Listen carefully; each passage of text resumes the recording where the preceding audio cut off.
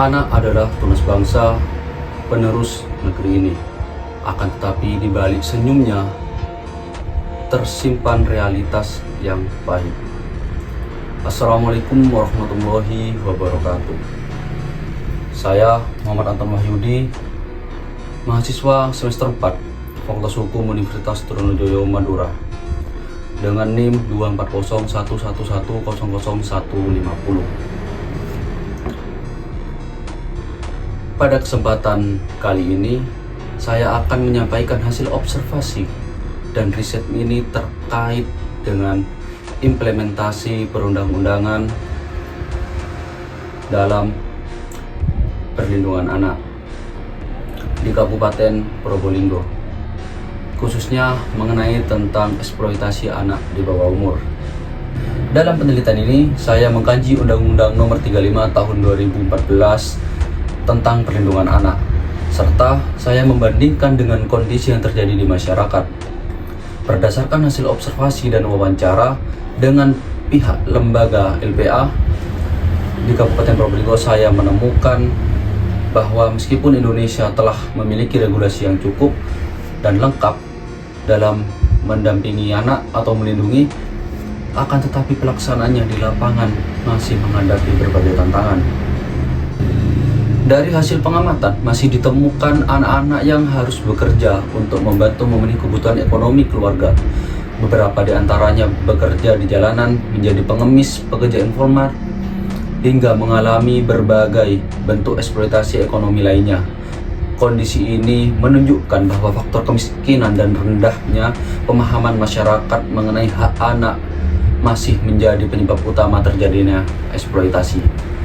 Selain itu, berdasarkan data yang diperoleh dari LPA Kabupaten Probolinggo, kasus pelecehan seksual terhadap anak juga menunjukkan tren peningkatan selama periode 2024 hingga 2025. Ada beberapa kasus yang tercatat, akan tetapi tidak bisa saya sebutkan pada pemaparan hari ini.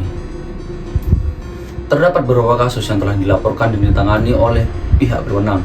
Temuan ini menunjukkan bahwa anak-anak masih berada dalam posisi yang rentan terhadap berbagai bentuk pelanggaran dan kekerasan.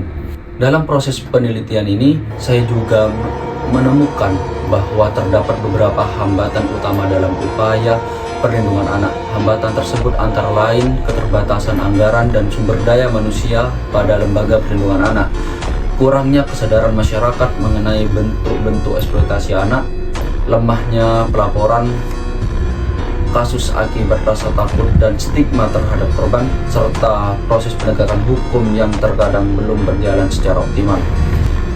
Jika dianalisis dari perspektif hukum, kondisi ini menunjukkan adanya kesenjangan antara hukum yang berlaku dengan realitas implementasinya. Secara normatif, Undang-Undang Nomor 35 Tahun 2014 telah memberikan perlindungan yang kuat dan sanksi tegas bagi pelaku eksploitasi anak.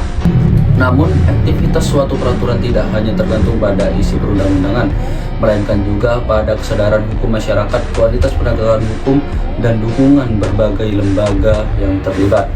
Berdasarkan riset ini yang saya lakukan, saya menyimpulkan bahwa perlindungan anak di Kabupaten Probolinggo memerlukan pendekatan yang lebih komprehensif.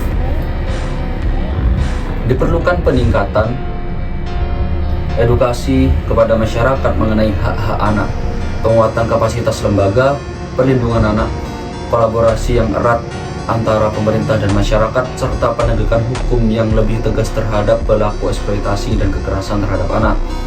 Melalui penelitian ini, saya menyimpulkan bahwa perlindungan anak bukan hanya menjadi tanggung jawab pemerintah atau lembaga tertentu, melainkan tanggung jawab bersama seluruh elemen masyarakat. Dengan kerjasama yang baik, diharapkan semua anak-anak di Indonesia, terutama di Kabupaten Probolinggo, memperoleh haknya untuk tumbuh, berkembang, belajar, serta bermartabat sesuai dengan konstitusi dari peraturan perundang-undangan yang berlaku. Masa depan anak, masa depan bangsa. Sekian, terima kasih. Kurang lebihnya mohon maaf. Wassalamualaikum warahmatullahi wabarakatuh.